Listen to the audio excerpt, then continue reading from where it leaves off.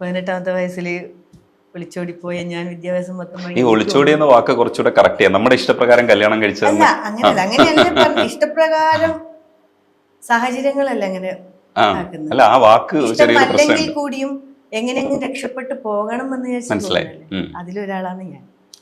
ഇഷ്ടപ്രകാരം എന്ന് പറയാൻ പറ്റൂലേ, പൂർണ്ണ ഇഷ്ടം.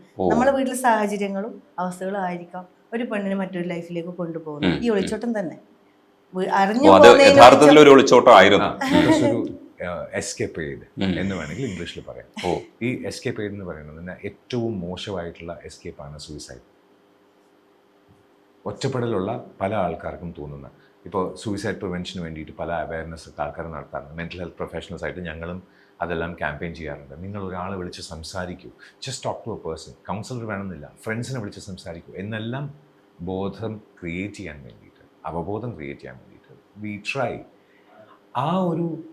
ആ ഒറ്റപ്പെടലിൽ നിന്ന് ഒരു എസ്കേപ്പേഡ് അതായിരിക്കാം അന്ന്. അല്ല, അതെന്ന് വെച്ചാൽ നമ്മൾ അനുഭവിച്ചു വരുന്ന ഇതെല്ലാം നമ്മളിപ്പം മറ്റുള്ളവർ കുറച്ച് വാഗ്ദാനങ്ങൾ, പെണ്ണിൻ്റെ മനസ്സെന്ന് പറഞ്ഞാൽ അങ്ങനെയല്ലേ, വാഗ്ദാനത്തിൽ വേഗം വീണ് പോകുന്ന എന്താ നമ്മളെ സാഹചര്യം തന്നെയാണ്. അത് അങ്ങനെയാണ് ഞാൻ ആ വിളിച്ചോടി തന്നെയാണ് അറിയാണ്ട് ഞാൻ പോയത് തന്നെയല്ലേ, വിളിച്ചോടി പോയത് തന്നെയല്ലേ, ഒരു സമ്മതത്തോടുകൂടി പോയതൊന്നും അല്ലല്ലോ. ആ വാഗ്ദാനത്തിൽ ഞാൻ പോകും. പക്ഷെ ഈ കല്യാണത്തിന് വന്നപ്പോൾ നമ്മൾ സമ്മതം വാങ്ങിച്ച് തന്നെ മുന്നോട്ട് പോകണം. അത് കാരണം അതിനനുഭവിച്ച ഒറ്റപ്പെടൽ തന്നെയാണ് അത്. ഇനി എനിക്ക് ഒറ്റപ്പെടാൻ പറ്റൂല. ഇനി ഒറ്റപ്പെടുന്നത് അങ്ങേക്ക് പോയ സത്യം. ഞാൻ അങ്ങനെ ചിന്തിച്ച് ഒരുപാട് നാൾ ചിന്തിച്ചൊരു വ്യക്തിയാണ്. നമ്മുടെ ഏട്ടനെ പരിചയപ്പെടുന്നൊരു 3 മാസം മുമ്പേ ഞാൻ ഇങ്ങനെ നോക്കിയിട്ട് കരഞ്ഞ് ഞാൻ അത്രയും ഞാൻ വിഷമിച്ചിരുന്ന ദിവസങ്ങളുണ്ട്. മരിക്കാൻ വേണ്ടി ഞാൻ സാരി കെട്ടിയിട്ടുണ്ട് മക്കളെ ഞാൻ വിട്ടിട്ട്. അപ്പോഴും ഞാൻ ബെഡിന് മുകളിൽ കയറി വെക്കുമ്പോഴും ഞാൻ എൻ്റെ ഇളയ കുഞ്ഞിനെ ഞാൻ ഓർത്തു. അവൻ 1.25 വയസ്സാകുമ്പോഴാണ് ഞാൻ വരുന്നത്. പിന്നെ മോള്, ഭാവി എന്തിക്കും എനിക്കറിയാം. അവർ എൻ്റെ കൂടെ ആണെങ്കിൽ സേഫാണ്, എനിക്കറിയാവൻ. അപ്പോഴും ഞാനത് പിന്നെയും വിട്ടു. അപ്പോൾ എല്ലാവരും ഈ കുറ്റപ്പെടുത്തുന്നത് കൊണ്ടാണ് എനിക്ക് അങ്ങനെ ഒരു ചിന്തിക്കേണ്ടി വന്നത്. പല പ്രാവശ്യം ചിന്തിച്ചിട്ടുണ്ട്. ഞാൻ കൈമുറിച്ചിട്ടുണ്ട്, ഞാൻ ഗുളിക കഴിച്ചിട്ടുണ്ട്, എല്ലാം ചെയ്തിട്ടുണ്ട്.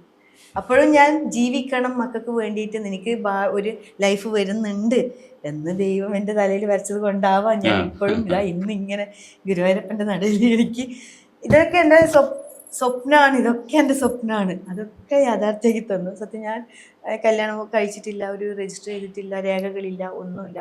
എൻ്റെ കുട്ടികളും മാത്രമാണ്.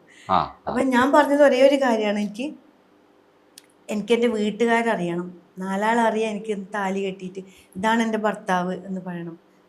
മക്കൾ സേഫ് ആവണം. അതാണ് ഞാൻ ആദ്യം പറഞ്ഞത്, മക്കൾ സേഫ് ആവണം. നമ്മളെ ലൈഫ് ഏകദേശം അറിയില്ല. ഇത്രയും 40 വയസ്സ് വരെ ജീവിച്ചു. ഇനി എനിക്ക് ദൈവം 40 വയസ്സ് വരെ തരുമോ? ഇന്ന് എത്തപ്പോൾ തന്നു അല്ലേ. ഇനി ഒരിക്കലും എനിക്ക് 40 വയസ്സ് തരൂലല്ലോ ദൈവം, തരില്ല, ഒരിക്കലും തരില്ല. എന്ത് നമുക്ക് ആർക്കും പ്രെഡിക്റ്റ് ചെയ്യാൻ പറ്റും. അതെ. ദിവ്യ പറഞ്ഞ ഒരു സെന്റൻസ് കൂടെ എനിക്ക് ഇഷ്ടപ്പെട്ടായിരുന്നു. ഈ നഷ്ടപ്പെട്ട 12 വർഷങ്ങളെ നമ്മൾ തിരിച്ചു പിടിക്കണം, ഇനി മുമ്പോട്ട് ജീവിക്കണം എന്ന് പറയുന്ന, ജീവിതം എന്ന് പറയുമ്പോൾ കോട്ടിങ്സ് ആണ്, ജീവിക്കണം എന്ന് പറയുന്ന ഒരു വാക്ക് പറയുന്നുണ്ട്. അത് ഭയങ്കര കാച്ചിങ് ആയിട്ടുള്ള ഒരു സെന്റൻസ് ആണ്. ജീവിക്കണം, അത് ശരിയല്ലേ. എനിക്ക് അത്രയും 14 വർഷം മാത്രമല്ല, ഇപ്പോഴാ 8 വർഷം ദിവസം, ഇത്രയും വർഷങ്ങളാണ് എൻ്റെ പോയത്. അതിൻ്റെ ഇടയിൽ പ്രപ്പോസൽ വന്നിട്ടില്ല എന്നല്ല, വന്നു. പക്ഷെ അതൊന്നും എനിക്ക് ശാശ്വതമായിരുന്നില്ല. അവരാവശ്യങ്ങൾക്ക് വേണ്ടിയും, ചിലപ്പോൾ ആർട്ടിസ്റ്റ് അല്ലേ, പൈസക്ക് വേണ്ടി, അങ്ങനെയൊക്കെ അവരൊന്നും ഒരിക്കലും എനിക്ക് എൻ്റെ മക്കളെ അച്ഛൻ, ഇതെൻ്റെ ഭർത്താവ് എന്ന് പറയാൻ എനിക്ക് പറ്റൂല, ഒരിക്കലും പറ്റൂല. പക്ഷെ എനിക്ക് സമൂഹത്തിൻ്റെ മുന്നിൽ ഇതാണ് എൻ്റെ ഭർത്താവ്, ഞാൻ എൻ്റെ മക്കൾക്ക് അപ്പയെ കിട്ടി, അപ്പയാണിത് എന്ന് പറയാൻ എനിക്ക് പറ്റണം. എൻ്റെ വീട്ടുകാർക്കായാലും നാളെ എൻ്റെ മോള് കല്യാണം കഴിക്കുമ്പോൾ കൂടെ ഉള്ളത് ആര് എന്ന് പറയുമ്പോൾ അയ്യോ അത് തപ്പരുത് ഒരിക്കലും. അത് എനിക്ക് ഉറക്കെ തന്നെ പറയാൻ പറ്റണം, എൻ്റെ മക്കൾ അച്ഛനാണ്, ഇതെൻ്റെ ഭർത്താവാണ് എന്ന് പറയാൻ പറ്റണം അല്ലേ. അല്ലാണ്ട് ഇപ്പം എല്ലാവരും ചോദിച്ചിട്ടുണ്ട്, എന്തിനാ കല്യാണം കഴിക്കുന്നത്, ലിവിങ് ടുഗദറായിട്ട് നിന്നാൽ പോരെ, അങ്ങനെ ചോദിച്ചിട്ടുണ്ട്. അതിലെന്താ കാര്യമുള്ള, അതിലെന്താ ഒരു കാര്യമുള്ള, ആവശ്യം കഴിഞ്ഞാൽ പോകാൻ വേണ്ടിയിട്ടുള്ള ഒരു സംഭവം അല്ലേ. അവരാവശ്യങ്ങൾ കഴിഞ്ഞു, ഓക്കെ, ഇഷ്ടമുണ്ടെങ്കിൽ നിൽക്കാം, ഇഷ്ടമില്ലെങ്കിൽ പോവാം. അതിലൊന്നും ഒരു കാര്യമില്ലെന്ന് എൻ്റെ മനസ്സിൽ അല്ല. ഇതിലെന്തെങ്കിലും കാര്യമുണ്ടോ? ഇതാകുമ്പോൾ നമുക്കൊരു നമ്മളെ ഒരു ഐഡൻറ്റിറ്റിയാണ്, എൻ്റെ ഭർത്താവാണ് അല്ലെങ്കിൽ എൻ്റെ ഭാര്യയാണ്. ഇനി ഡിവോഴ്സ് ആയാലും ഇല്ലെങ്കിലും അത് പറയാൻ പറ്റും, എൻ്റെ ഭർത്താവാണ്. മറ്റേത് എനിക്ക് ഒരിക്കലും എന്താ പറയുക, ശരിക്കും മലത്ത് പറഞ്ഞു ഞാൻ കുറേ നാളും കൂടെ കിടക്കും, ഇതേ പറയാൻ പറ്റുള്ളൂ. കൂടെ ജീവിച്ചു ഇതേപോലെ. ദിവ്യ പറയുന്ന ഈ ഡിസ്കഷൻ തുടരേണ്ടതുണ്ട്. പക്ഷെ അതിനിടയ്ക്ക് ഞാൻ ചോദിച്ചോട്ടെ, ഒരുപക്ഷെ ഒരു സൈക്കോളജിയുമായി ബന്ധപ്പെട്ട് ഈ പറയുന്ന പോലെ ഹിപ്നോതെറാപ്പിസ്റ്റ് ആയതുകൊണ്ട് ദിവ്യക്ക് ഈ സമാധാനം കൊടുക്കാൻ കഴിയുന്നതിൻ്റെ കാരണം അതായിരിക്കാം. പക്ഷെ നിങ്ങൾ പഠിച്ച ഏരിയാസ് എന്നൊക്കെ പറയുന്നതോ അല്ലെങ്കിൽ പോയ വഴികൾ എന്നൊക്കെ പറയുന്നത് ചില അത്ഭുതങ്ങൾ ഉണ്ടാക്കുന്നതാണ്. ഇപ്പോൾ എൻവയോൺമെൻറ്റൽ പ്രൊട്ടക്ഷൻ മാനേജ്മെൻറ്റ് പഠിക്കുന്നു, എൻജിനീയറിംഗ് പഠിക്കുന്നു, എന്നിട്ട് സിനിമ പഠിക്കുന്നു, അപ്പോൾ പിന്നെ വോയിസ് ആർട്ടിസ്റ്റായിട്ട് ജോലി ചെയ്യുന്നു, ഡബ്ബിങ് ചെയ്യുന്നു, ഇങ്ങനെ പല ഏരിയയിൽ പോയി കൈവയ്ക്കുന്നു, എന്നിട്ട് അഡ്വക്കേറ്റായിട്ട് അറിയപ്പെടാൻ ശ്രമിക്കുന്നു. അതൊക്കെ ഇതിൻ്റെയൊക്കെ ഭാഗമായിട്ടുള്ള തുടർച്ചയും കൂടെയാണെന്നാണ് ഞാൻ മനസ്സിലാക്കുന്നത്. സൈക്കോളജിയുമായിട്ട് ബന്ധപ്പെട്ടാണ് വർക്ക് ചെയ്യുന്നതിന് കുറച്ചുകൂടെ അഡ്വക്കസി അല്ലെങ്കിൽ അഡ്വക്കേറ്റ് ആവണം, അതിന് സഹായിക്കാനെന്ന് തോന്നിയിട്ടൊക്കെ ചെയ്തു എന്നാണ് ഞാൻ മനസ്സിലാക്കണേ. ഒരു ചെറിയ ഡിഫറൻസ് കൂടെ ഈ നാട്ടില് ഇപ്പൊ എറണാകുളം എന്ന നാട്ടില് കുറച്ചു കാലം മുന്നേ ജീവിച്ച ആൾക്കാർക്ക് ലോ കൃഷ്ണയ്യർ എന്ന് പറഞ്ഞാൽ ആരാന്നറിയാം.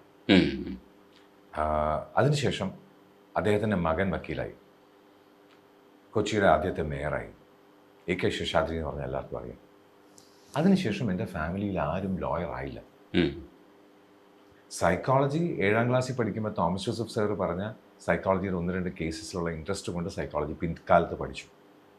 പക്ഷേ ഇത്രയും ആൾക്കാർക്ക് ലീഗൽ ഇഷ്യൂസ് ഉണ്ട് എന്ന് മനസ്സിലാക്കി കഴിഞ്ഞപ്പോൾ എവിടെയോ എൻ്റെ അച്ഛൻ്റെ അച്ഛൻ, എൻ്റെ മുത്തശ്ശൻ്റെയോ അല്ലെങ്കിൽ എൻ്റെ വല്യച്ഛൻ്റെയോ ആ പേരിനനുസരിച്ച് എനിക്ക് വളരാൻ സാധിക്കുമെങ്കിൽ അതെങ്കിലും ഞാൻ എൻ്റെ ലൈഫിൽ എഫേർട്സ് എടുക്കണം എന്ന് പറഞ്ഞ് ലോ എടുക്കാൻ പോയതാണ്. ബിക്കോസ് അങ്ങനെ ഒരു കോഴ്സ് ജോയിൻ ചെയ്യാൻ പറ്റും എന്നറിഞ്ഞപ്പോൾ എൻ്റെ കൂടെ ജോയിൻ ചെയ്യാനിരുന്ന 2 സുഹൃത്തുക്കൾ ഇപ്പോഴും ഫോം അവിടെ തന്നെ ഇരിപ്പുണ്ട്, ഫില്ലപ്പ് ചെയ്തിട്ടില്ല.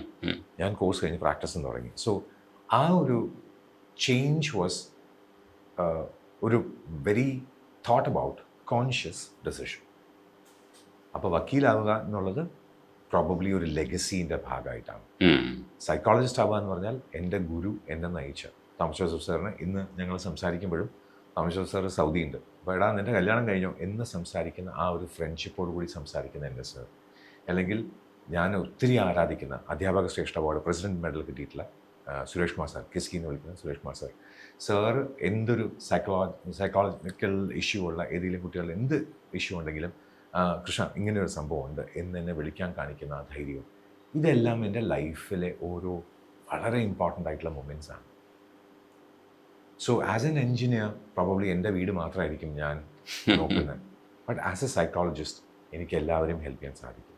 ഒരു പ്രഭാഷകൻ എന്ന രീതിയിൽ പലതും എനിക്ക് പറയാൻ പറ്റുന്നത് ഞാൻ പഠിച്ചു വന്ന വഴികളിലൂടെ തന്നെ ആയിരിക്കാം. ഒരു മ്യൂറൽ ആർട്ടിസ്റ്റ് എന്ന് ഞാൻ നോക്കുമ്പോൾ അനാറ്റമിയോ അല്ലെങ്കിൽ അതിൻ്റെ ബ്രില്യൻസോ അല്ലെങ്കിൽ എഞ്ചിനീയറിംഗിൽ പഠിച്ച എഞ്ചിനീയറിംഗ് ഡ്രോയിങ്ങോ ഇതെല്ലാം ഹെൽപ്പ് ചെയ്തെന്ന് വരും. സോ ഒരു കാര്യം ഞാൻ പഠിച്ചതുപോലും വേസ്റ്റ് ആയിട്ടില്ല എനിക്കറിയാം. പിന്നെ എൻ്റെ അച്ഛൻ്റെ അടുത്തുനിന്നും അമ്മയുടെ അടുത്തുനിന്നും എൻ്റെ ഫാമിലിയുടെ അടുത്തുനിന്നും ഞാൻ സ്നേഹിക്കാൻ പഠിച്ചത് എനിക്കിന്ന് എൻ്റെ മക്കളെയും എൻ്റെ ഭാര്യയും സ്നേഹിക്കാനുള്ള വേർച്യു എനിക്ക് തരുന്നുണ്ട്. അവരെ നോവിക്കരുത്, അവർക്ക് വിഷമം ഉണ്ടാവരുതെന്ന് ആ ഒരു കോൺഷ്യസ് ഡെസിഷൻ എടുക്കാൻ എന്നെ ഹെൽപ്പ് ചെയ്യുന്നുണ്ട്. So I won't think that psychology കാരണം ഞാൻ ലോ എടുത്തു അല്ലെങ്കിൽ എൻജിനീയറിംഗ് കാരണം ഞാൻ എടുത്തു, ഇല്ല. എനിക്കിഷ്ടമുള്ളതെല്ലാം ഞാൻ പഠിച്ചുകൊണ്ട് പോകുന്നു. സംഭവം ഇതെല്ലാം മനുഷ്യ ജീവിതത്തിൽ നമ്മൾ അറിയേണ്ട കാര്യങ്ങൾ തന്നെയാണ്.